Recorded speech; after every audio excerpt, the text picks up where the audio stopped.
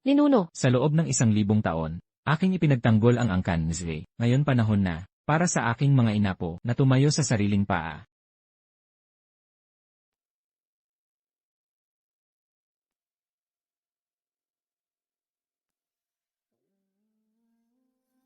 Ang mga inapo ni Liu ay nagpaalam sa ating patriarka.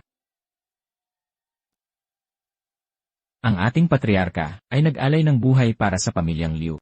Mula ngayon, isasabuhay natin ang aral ng patriarka. Magsumikap sa kabutihan. Magkaisa ng may layunin at patatagin ang pamana ng Liu. Magtindig ng nagkakaisa, may habag at pananampalataya. Ang integridad at tungkulin ng magiging gawa. Yanbo, Yanbo. Nagising ka na rin, Yanbo.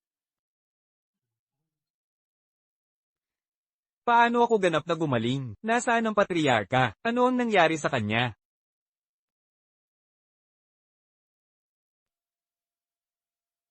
Ang patriarka ay wala na. Kasalanan nating lahat ito, kung hindi tayo naging tamad, at pinilit siyang bumaba sa bundok. Ano? Bumaba na naman ang patriarka. Balita, inanunsyo ng Liu Corporation, pagbibitiw ni Chairman Liu Chuanren. Si Liu Ruyan na po ang papalit sa kanya. Nakakuha ng suporta si Ruyan mula sa daan-daang korporasyon. Tumalon ang stock ng Liu Corp. Sumumpa ang mga mamamayan. Ang kumpanyang may prinsipyo tulad ng Liu Corp, karapat-dapat sa ating suporta. Yanbo.